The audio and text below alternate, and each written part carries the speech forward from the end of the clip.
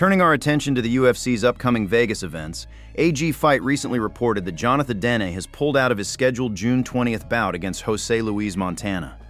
The reason for his withdrawal remains undisclosed at this time. In lighter news, a photo opportunity with Islam Makhachev might just cost you a quick workout. A recent video circulating online shows young fans completing 20 push-ups before getting their picture taken with the lightweight champion.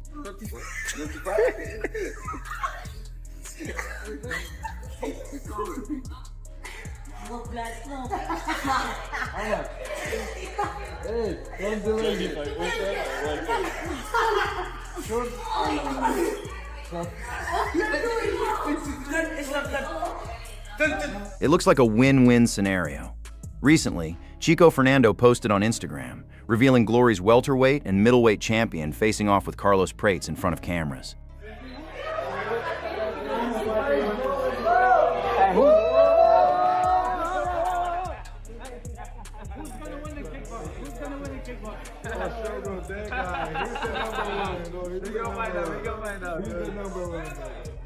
The UFC has released a fighter due to ongoing health concerns. Andreas Gustafsson, who was recently pulled from a scheduled bout because of heart issues, has been removed from the roster. Gustafsson is suffering from atrial fibrillation, also known as AFib, and severe recurring heart rushes. According to UFC official Sean Shelby, the organization has let him go for the time being, citing health concerns. In an email to media members, Shelby stated, "We have let him go for now. If he can get full medical clearance from his doctors, and if the UFC doctors and athletic commissions also feel comfortable with his situation, then we can look at bringing him back." Gustafsson's last appearance in the UFC was a first-round TKO loss to Rinat Fakhretdinov last year. The hope is that Gustafsson's heart condition is not as severe as feared, and he will be able to return to the octagon in the future. The June 14th White House card is particularly notable, and Arman Tsarukyan recently shared his thoughts on the potential hazards and weather issues surrounding the event. No, Dana White is the best promoter and he knows what he's doing, so it's better to ask him, and I think it's going to be everything good. So they spend so much money, they can stop even the rain, you know. Still watching? Then you already feel it. Drop your pick. Who's getting finished, Gregor or Max? Now smash that subscribe button. Every card, every knockout, before anyone else. With the UFC's White House card just 2 weeks away, a new trailer has dropped, featuring a notable warning from Ilia Topuria to Justin Gaethje. In the trailer, Gaethje claims he's going to teach Topuria a valuable life lesson, that no one is unbeatable. Gaethje explains, he thinks he's unbeatable. These are the things that I've learned are detrimental in life, so I'm here to teach him that lesson. Notably, Gaethje began his career with an 18-0 record before Eddie Alvarez handed him his first loss in his 19th fight. Topuria, currently 17-0, remains undefeated. In response, Topuria reiterated his confidence, stating, "I don't think there's anyone on my level in this sport." It sounds cocky, maybe it is a little bit cocky, but I don't give a damn. Justin will fall at the White House. I have a special rose just for him. The trailer shows Topuria carrying a white rose, a departure from his traditional red rose, which he typically leaves in the cage after defeating his opponents. Meanwhile, the debate surrounding Topuria's potential matchup against Islam Makhachev continues, with Merab recently weighing in on the topic, breaking down why he believes Topuria can emerge victorious against Makhachev. Versus Islam Makhachev, Ilia is so smart and he can predict the fights before. He said he was gonna finish Volkanovski, Max Holloway, and Charles Oliveira, and he did. He's that good. If Ilia said something, he will make it happen. If Makhachev takes Ilia down, he won't be able to hold Ilia down. Makhachev is a great fighter. I think he can beat everybody in 170, but except Ilia. Because style makes fight, and Ilia's style is gonna be worse against Islam Makhachev. Islam Makhachev is one of the great and a very good guy. I have so much respect for him. But if they fight each other, Ilia is gonna win for sure. Islam won't be able to hold Ilia. In the world of MMA, yesterday was a packed day of action, with UFC Macau, BKFC, and RAF 09 all taking place. We'll be breaking down all the highlights, starting with RAF 09. Several UFC fighters stepped into the RAF 09 arena, including Arman Tsarukyan, who faced off against Keelan Jimison, also known as Muggsy. The match largely went as expected, with Muggsy landing a notable 4-point throw early on, but Arman Tsarukyan quickly took control, scoring multiple takedowns to secure a dominant 16-5 tech fall. This victory brings Arman's RAF record to an impressive 5-0. Next up was the highly anticipated bout between Merab Dvalishvili and Frankie Edgar. Merab dominated the match, earning a convincing 12-1 tech fall. In the aftermath, Merab celebrated with his signature enthusiasm, and during his post-match interview, he issued a challenge to Henry Cejudo. The co-main event saw Colby Covington face off against Chris Weidman, with Covington emerging victorious by a narrow 5-4 margin. Following the match, Covington accepted a call-out from Arman Tsarukyan and revealed that the two are set to meet at RAF 11 on July 18th in Milwaukee. Covington later expressed his eagerness to put an end to Arman's undefeated streak. I didn't get to see Arman's performance. I was, just focusing on my match. I knew I had a dogfight in store. That's a two-time All-American, former world champion in the UFC, one of the greatest guys. And, he had 20, 30 pounds on me tonight, as you can see out there. So I knew I was in for a dogfight. I didn't care about worrying about anything else but Chris Weidman tonight. So thankful I could set up this big match with Arman. He's been talking a lot of smack, so now there's no more excuses. He's got to see me on that mat July 18th in Milwaukee, Wisconsin. He hasn't wrestled a high-level All-American like myself, someone that, is around the same size as him. I might have 5-10 pounds on him, but we're similar size. He's been going up against guys that are a lot smaller than him and don't have the wrestling credentials as me. So I'm going to be a real challenge, and I can't wait to give him his first loss in RAF. In the main event, highly touted prospect Gable Steveson, set to make his UFC debut at UFC 329, faced off against Alexander Romanov. Steveson delivered an impressive showing, emerging victorious with a dominant 10-0 performance. Following his win, Steveson spoke about a potential return to his wrestling roots. This was a big opportunity for me to come back to wrestling and kind of build into something bigger. I would love to wrestle in the Olympics in 2028. I would love to wrestle in 2027 in Las Vegas. But it's just going to be a time thing with UFC, how things line up if that opening exists. But right now I'm focused on my fight in July 11th. This was the stepping stone. I trained really hard for this. Whether my opponent gave up or whether he was going to wrestle me for the full 6 minutes, I was ready for anything. Following Shakur Stevenson's recent match, Jon Jones. When approached, Jones expressed interest in competing again.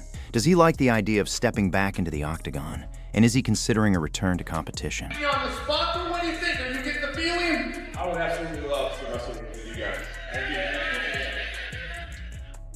Darren Till made a stunning debut in the Bare Knuckle Fighting Championship, securing a huge knockout win over Aaron Chalmers.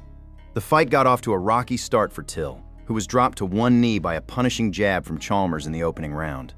However, Till bounced back in round two, catching Chalmers with one of his signature left hands and finishing the fight. The victory was witnessed by Leon Edwards, who showed his support for Till by visiting him in the locker room before the fight.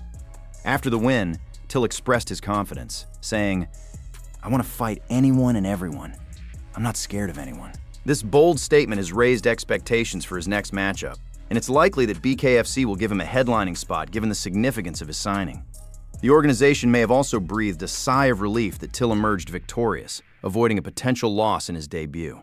In other news, Sean O'Malley has spoken about the pressure to perform at the upcoming UFC White House card.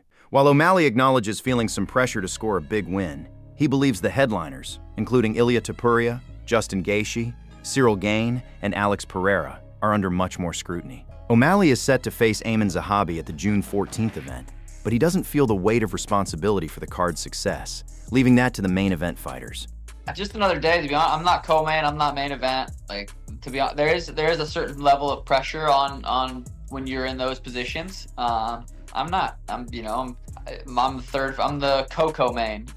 So I'm putting a little bit of pressure on myself. I'm like, I gotta go out there and knock this dude out. It's gotta be beautiful. I'm due for a beautiful finish, and so I'm pressuring myself a little bit on that sense. But as far as like the White House card being successful, that's on Ilia and Justin and Gate, Pereira and Gane. So I'm gonna go out there and do my thing, and I think I'm gonna make a statement. And I would love my fight to be the one that's talked about Monday morning. Like, holy, did you see what Sugar? Sean O'Malley recently headlined the UFC No-Shay event, and it's likely he felt the weight of expectation on his shoulders. However, the card's location ensures it will be an electric atmosphere, even with a limited number of finishes. In a recent interview, O'Malley was asked if he plans to dye his hair red, white, and blue to commemorate the historic event, but he seemed unenthusiastic about the idea, stating that dyeing his hair pink is more his style. Dana White, in an interview with Time magazine, was asked if he's nervous about the upcoming White House event. He replied, I'm never nervous. I have this weird thing where I just want it to be over. White acknowledged that hosting an event at the White House will come with challenges, including security and financial concerns, as well as unforeseen issues that may arise in the coming months. Meanwhile, Ciryl Gane has denied making comments attributed to him by French outlet Le Soir, which claimed he said, "I'm gonna knock him out, and heavyweights, that's my category." Gane responded by stating he's never made such comments and that the quotes were likely taken out of context. The outlet later apologized, explaining that the quote may have been incomplete or misleading. Gane is set to face Alex Pereira, and in a recent trailer, the two exchanged words. Gane said, "I'm really excited for this fight at the White House with Pereira. He's a huge champion, but the heavyweight division is my division. I'm a high-level technical striker. I'm different," Pereira responded. "I'm different too, unlike anybody he's ever faced before. People will always talk, but while they talk, I'm always looking to win." The fight is expected to be highly explosive, with both fighters looking to make a statement. Alex Pereira has been preparing for the bout, recently posting a clip of himself sparring with Yousri Belgaroui.